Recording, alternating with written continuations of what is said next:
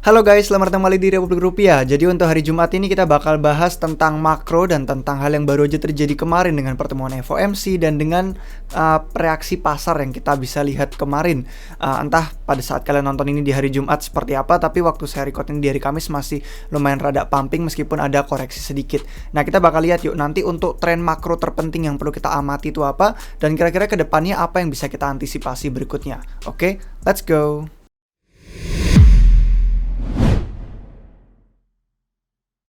Video hari ini disponsori oleh Crystal. Untuk informasi lebih lanjut mengenai Crystal dan aplikasi HP-nya yang lengkap dengan banyak fitur DeFi dan lain-lain, silakan cek informasi di deskripsi di bawah video ini. Oke guys, jadi untuk pertama kita bakal ngeliat yuk reaksi untuk bulan Januari yang telah berakhir, karena sekarang kita sudah masuk ke bulan Februari. Ini memang waktu yang tepat, waktu yang bagus untuk kita bisa menganalisis ya yang baru terjadi itu kemarin apa, dan kira-kira tren-tren utama makro ke depannya itu gimana. Karena ada banyak banget tanda-tanda yang memang positif. Kita lihat dari harga ya, udah nggak kaget meskipun rada ada koreksi, tapi ini bisa dibilang cukup mengkhawatirkan. Meskipun banyak orang, ya memang kami pun juga beberapa akhir-akhir ini memperlihatkan gitu kan bahwa indikasinya momentumnya positif segala macam. Tapi ada beberapa kekhawatiran yang muncul juga kalau misalkan dipikir-pikir dan diperhatikan lebih teliti lagi. Nah, hari ini kita bakal ngobrolin tentang makro, tapi ingat ya untuk pengingat aja sebelum kita masuk ke topik-topiknya, saya bukan pakar makro, bukan kayak yang paling jago atau analisis untuk hal-hal yang berbau makroekonomi, karena bukan background saya, tapi cuman ada banyak banget sumber yang bagus dan kredibel yang kita sering pakai dan kita sering pelajari, dan hari ini kita bakal kumpulkan itu nih, yang bagus-bagus kira-kira seperti apa dan pandangan kedepannya kayak gimana. Untuk awal tahun 2023 nih, pasar tuh kuat ya untuk saham sama kripto, dan Januari memang mantap biasanya kalau secara historis kita lihat ya. Misalkan bulan pertama gitu kan, pas Januari itu lagi bullish, biasanya itu jadi pertanda untuk sisa tahun tersebut. Jadi nggak tahu nih gimana nanti ke depannya untuk 2023, apakah akan sama seperti data-data historis. Kalau Januari bullish, sisa tahunnya bullish. Nah, tapi orang-orang akhirnya bertanya kan, melihat kenaikan harga saat ini, apakah ini akan berlanjut. Nah, kalau misalkan kita ngelihat ya dari segi pasar nih, misalkan kayak indeks-indeks yang besar, S&P 500, Dow Jones, dan kawan-kawan, beserta berjangka komoditasnya, untuk energi, untuk metal, agrikultur, dan lain-lain di sini kelacak, untuk mata uang forex gitu kan. Fiat untuk US dan kawan-kawannya, ada obligasi juga, untuk obligasi di AS terutama, saham yang market cap-nya besar, sama aset kripto juga yang bisa kita lihat dari dominasi BTC, ETH, dan altcoins lain. Nah, kalau misalkan kita lihat ya dari kenaikan harga ini semua, ada salah satu pengamat makro yang ngasih satu gambarannya itu dalam chart ini nih, yang bisa kalian lihat di layar. Ini dari Alf Makro, dan dia baru aja kalau nggak salah sekitar 9-10 jaman yang lalu dia ngasih newsletter terbaru tentang Kompas Makro, yang biasa nama newsletternya dia tuh karena memang bahasannya tentang makro. Seolah-olah pasar tuh celebrating, kayak merayakan, wah mantep nih, hore gitu kan, setelah pertemuan FOMC kemarin, bahwa ternyata harga aset-aset berisiko itu terbang. Dan ini dikarenakan seolah-olah kayak pelonggaran kuantitatif habis diumumkan, kayak QE kan, makanya dia dibilangnya di sini quantitative easing. Nah, kalau misalkan ya kita melihat sebenarnya dengan harga-harga aset yang tinggi ini kadang dampaknya itu bisa mendorong kekayaan orang gitu kan, apalagi yang megang aset-aset berisiko itu.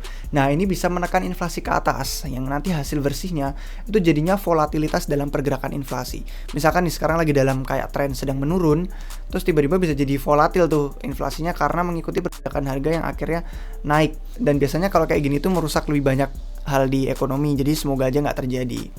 Nah, tapi semakin cepat harga aset naik juga, semakin besar kemungkinan skenario kayak gini terjadi. Cuman tentu aja nggak semua harga aset tuh lagi naik, kayak contohnya properti itu nggak. Jadi itu pun harus masuk pertimbangan kita juga.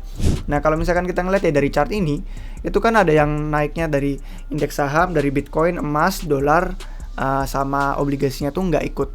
Jadi kalau misalkan kita ngeliat malah di bawah sini kan, kayak ikutan rally lah istilahnya. Dan kalau misalkan kita ngelihat langsung dari chart overview-nya secara garis besarnya, memang bisa dilihat indeks DXY atau kayak dolar Amerika Serikat itu melemah. Dan mungkin ada beberapa hal nih yang bisa kita pelajari dari melemahnya indeks dolar Amerika Serikat di sini nih. Kita akan bahas beberapa hal yuk yang cukup menarik untuk kalian lihat. Penurunan dolar Amerika Serikat itu menandakan kalau trader tuh lagi mendahului resesi dalam kuartal yang akan datang. Ini juga biasanya tanda kalau pasar internasional butuh waktu lebih lama sebelum bank-bank sentral mereka ganti haluan. Nah, salah satu alasannya itu karena ekspektasi konsumsi Amerika Serikat itu bakal jatuh. Ketika konsumsi menurun, impor Amerika Serikat akhirnya berkurang. Dan kalau perusahaan multinasional mungkin lihat nih, USD lagi turun gitu kan, lagi melemah. Nah, itu jadi tanda kalau dolar tuh sedang berakhir dan mungkin sekarang lebih aman untuk megang mata uang lokal mereka sendiri, fiatnya mereka sendiri.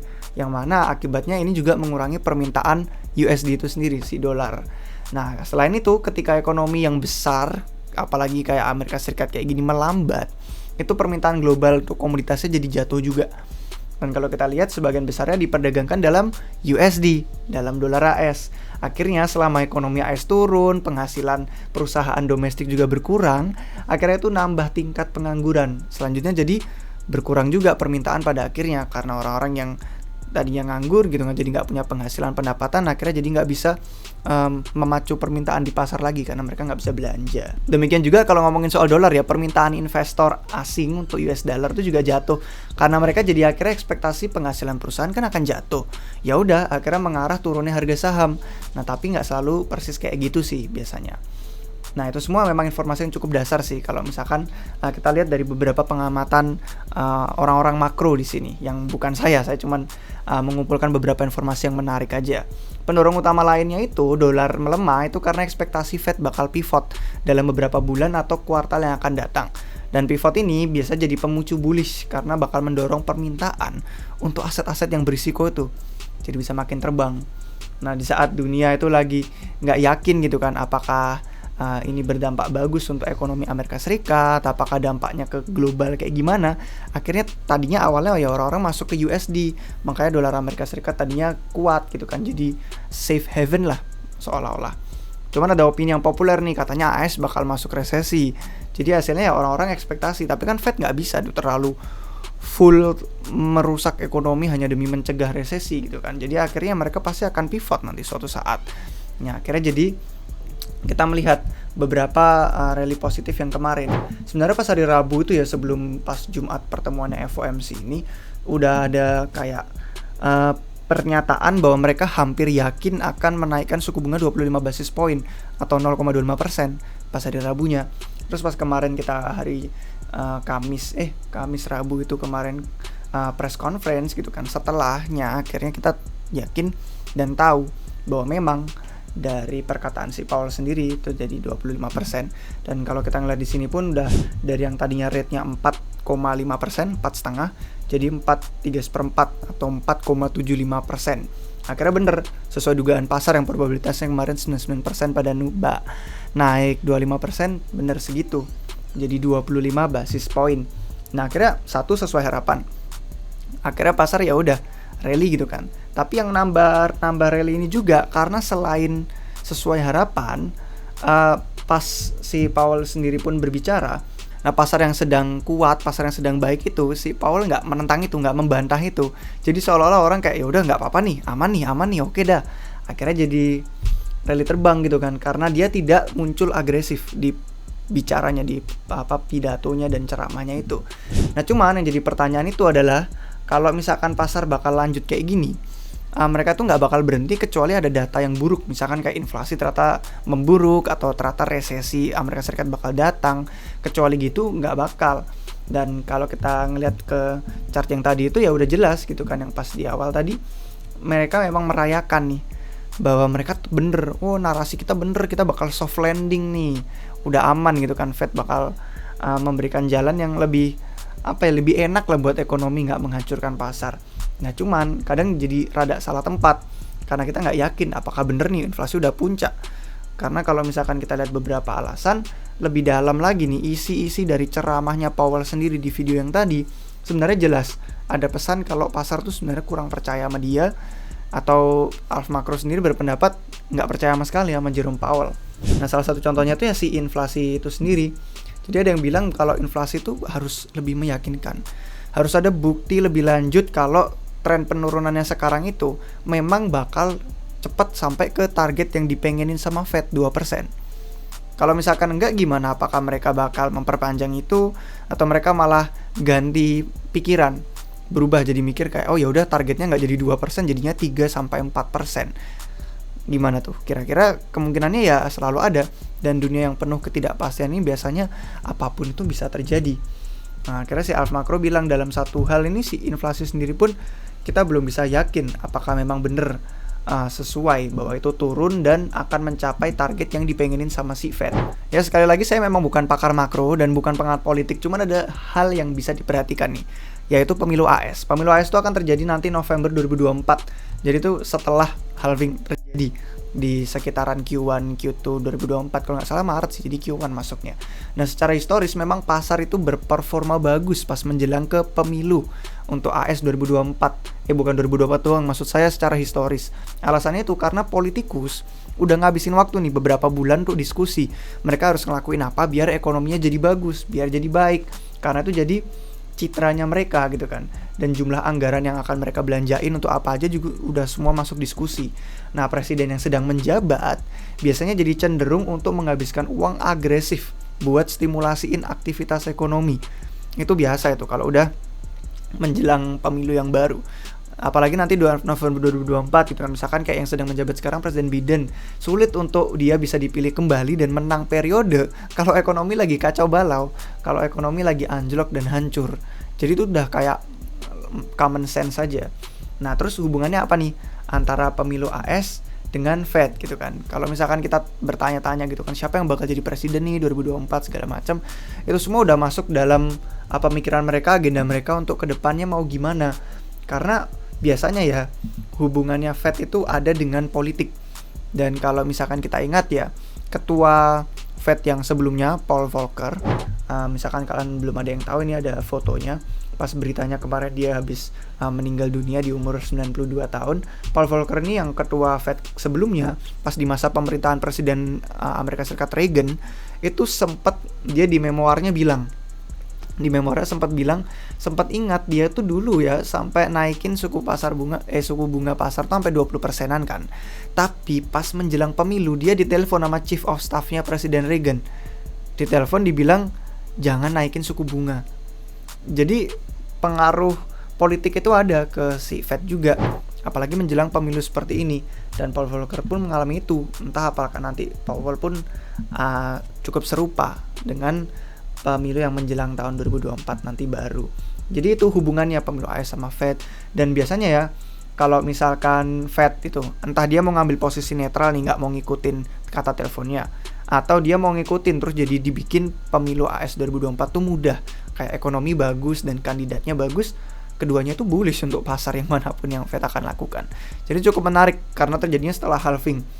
Jadi seolah-olah menambah keyakinan untuk orang-orang yang bilang akan panen di tahun 2024 nih. Nah, kemudian kalau kita lihat ya, dari segi konsumsi, tadi kan ngomongin konsumsi AS bakal berkurang, cuman singkat aja tentang pengiriman smartphone itu juga berkurang.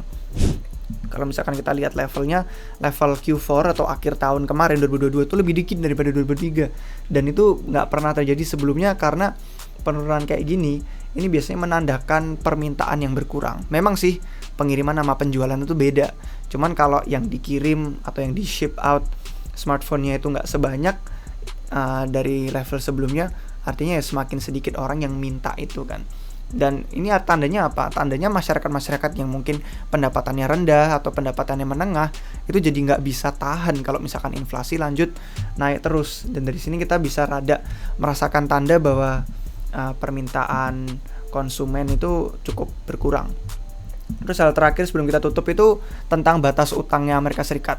Jadi pemerintah AS itu udah melebihi plafon utang. Plafon utang itu kayak batas utang untuk pengeluaran mereka membayar obligasi pemerintah, apapun lah tanggung jawab keuangan yang mereka punya. Nah, kabar ini masuk berita utama selama bulan Januari kemarin. Politikus tuh punya waktu sampai bulan Juni untuk bisa sepakat nanti mau kayak gimana keputusan ke depannya.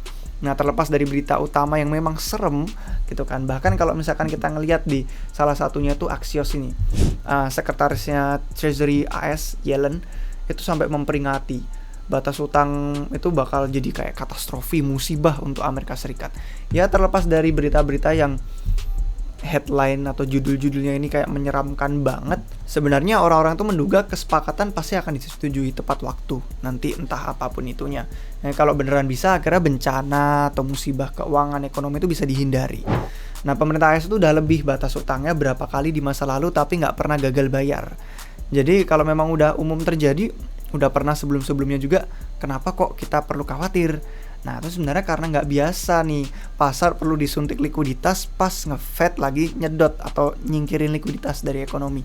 Jadi kayak dua hal yang bertentangan terjadi saat bersamaan, dan prosesnya Treasury AS itu biasanya dia nggak bisa megang cash kecuali batas utangnya nggak kesentuh. Sekarang lagi kesentuh, jadi dia nggak bisa megang tunai. Akibatnya Treasury itu jadi punya kurang dari 400 miliar dolar untuk disuntik ke dalam ekonomi masuk kuartal 1 ini, artinya Januari sampai Maret. Dan beberapa dana ini biasanya ada beberapa yang masuk reserve, tapi ada kebanyakan masuk ke bank-bank. Akhirnya nanti yang dari bank-bank ini bakal mengalir juga tuh ke pasar keuangan. Dan yang udah masuk ke pasar keuangan ini akhirnya selama Januari sampai Maret kita jadi terima dorongan likuiditas yang akan mengalir masuk. Nah, jadi kalau misalkan kita udah tutup ini ya, untuk semua materi-materi tadi ada 5 tren makro yang udah kita bahas yang utama gitu kan. Ada awal tahun ini yang terindikasi bullish, biasanya lanjut ke sisa tahun. Ada dolar Amerika Serikat yang melemah. Terus ada juga tadi Fed yang menaikkan suku bunga 25 basis point. Terus sama kedepannya gimana soal inflasi dan target mereka. Terus sama permintaan konsumen yang berkurang ditambah batas utang AS yang udah lebih. Intinya apa sih, Min? Kalau saya nggak ngerti makro gitu kan, nggak punya latar belakang ekonomi, nggak masalah. Saya juga bukan. Saya juga cuman karena dari baca-baca aja jadi tahu beberapa hal. Nah, sekali lagi, jadi untuk menutup yang penting kesimpulannya itu, pengamatan saya tuh fokus sama kok bisa cepet banget pemulihan harganya gitu kan, yang bisa dibilang kayak chartnya tuh rada-rada vertikal untuk aset-aset berisiko. Jadi saya pikir dengan adanya ini, biasa koreksi akan ada di depan mata dan akan terjadi. Nah, cuman pasar kelihatannya kayak siap aja gitu untuk naik dikit biar mungkin nyentuh higher low gitu kan. Jadi titik rendahnya itu lebih tinggi. Nggak ada yang tahu juga, setidaknya secara makro gitu. Dan kalau dari sisi makro kita lihat memang masih belum bebas nih dari masalah seperti yang tadi udah kita bahas panjang lebar. Tapi kayaknya investor tuh mulai yakin nih kayaknya untuk bisa mendahului Fed itu mau ngapain, langkahnya ada di mana. Kayak investor lagi berusaha untuk menerka-nerka. Ada banyak banget pokoknya variabel yang memainkan pasar, memainkan peran. Dan tadi ini cuman beberapa aja yang saya temukan. Sebaiknya kita nggak berhenti investasi cuman gara-gara ketakutan ini. Karena menurut saya Republik Rupiah tuh dari dulu selalu yang namanya DCA ya, Dollar Cost Averaging, cicil gitu kan. Kita nggak pernah bisa menebak pasar, dan tahun 2023 tetap percaya sih sebagai salah satu tahun akumulasi yang bagus. Apalagi kalau tadi dengerin tentang beberapa hal di tahun 2024 yang cukup exciting. Ingat aja, selama perjalanan ke atas nanti kalau misalkan lagi ada terbang harga, jangan lupa untuk take pay, untuk take profit. Dan jangan lupa juga untuk lanjut DCA sesuai dengan strategi dan rencana kita. Jangan berubah-ubah sesuai dengan emosi. Dan kalau misalkan ternyata koreksi lebih dalam ya silakan ambil lebih dalam, tapi kalau misalkan pasar lagi naik jangan terlalu FOMO untuk masukin lebih banyak. Kurang lebih itu sih guys untuk hari ini tentang makro dan tentang beberapa hal yang bisa kalian amati untuk kedepannya. Semoga bisa bermanfaat, dan kalau misalkan ada pertanyaan lebih lanjut bisa kalian komen di bawah atau ngobrol dengan kita langsung di server Discord atau di komunitas Telegram kita. Terima kasih untuk yang sudah nonton sampai akhir guys. Sampai jumpa lagi di video yang berikutnya. Cheers.